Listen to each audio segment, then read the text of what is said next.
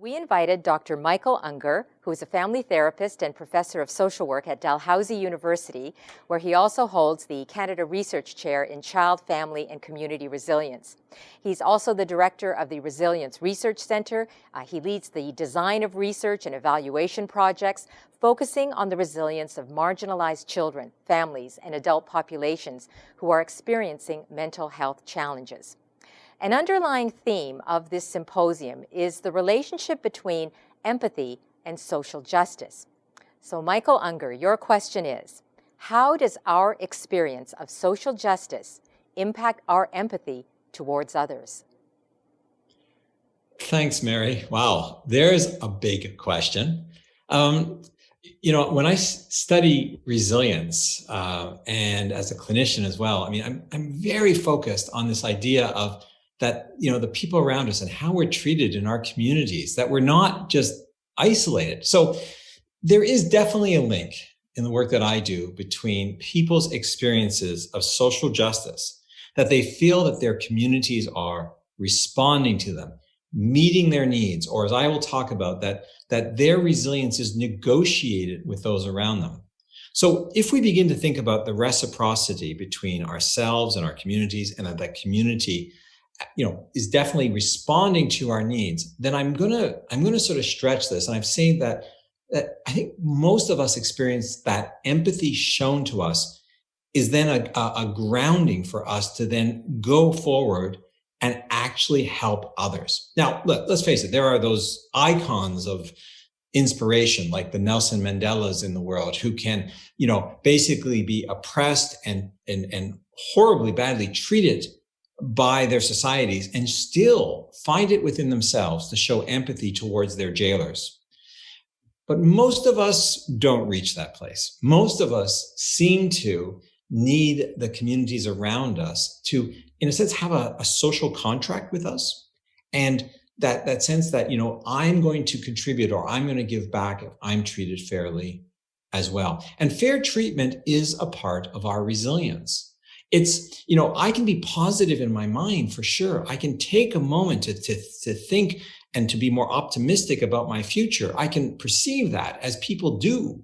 But ultimately, it's still about whether or not somebody is responding to you and helping you to get through a crisis in a way that, well, frankly, makes sense to you.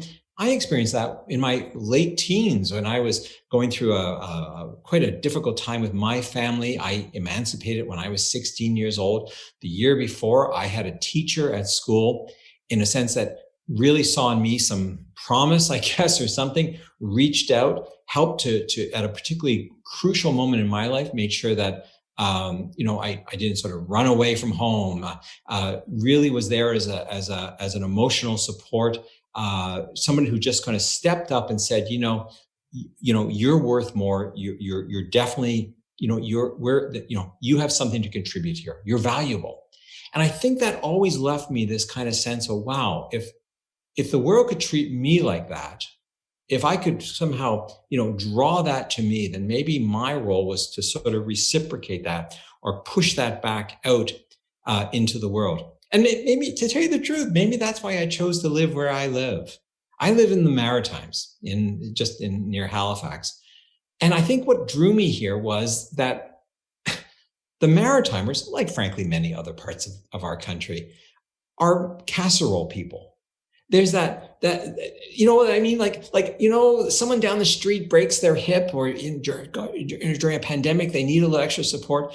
And suddenly the neighbors all bring casseroles down the street. There's a sense of community collective. In fact, I had a neighbor, return a casserole dish that wasn't mine. You have to sort of argue on your doorstep. No, that's not mine, But there's that sense of reciprocity again.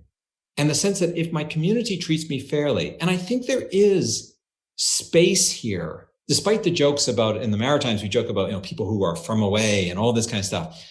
But as we really know, beneath that, there's also a sense of, I want to connect with you. I want a sense of cohesion. And when people are willing to sort of participate in that back and forth, something magical happens. People get empathy shown towards them. And there's a cycling of that. That's cycling back. which of course brings us to things, the movements like our indigenous rights and reconciliation, and of course, Black Lives Matter and the Me Too movements. Those movements are having a profound impact on how we experience, the collective we experience resilience. They're making our societies more resilient because they're teaching us to, frankly, for once, tune into each other's marginalization and pain. And the more we jumpstart that cycle, the better it's going to be that, frankly, when we have positive thoughts, it's not just going to be in our heads. We're going to actually have worlds that, frankly, reward us for the empathy that we're showing. That's the way I see it. A very strong connection between social justice and the empathy that we're going to experience and give back to others. Thanks for the question, Mary. Thank you, Michael, for your thoughtful answer. A lot of reflection on that, and loved hearing about your casserole community where you live. Great to meet you as well.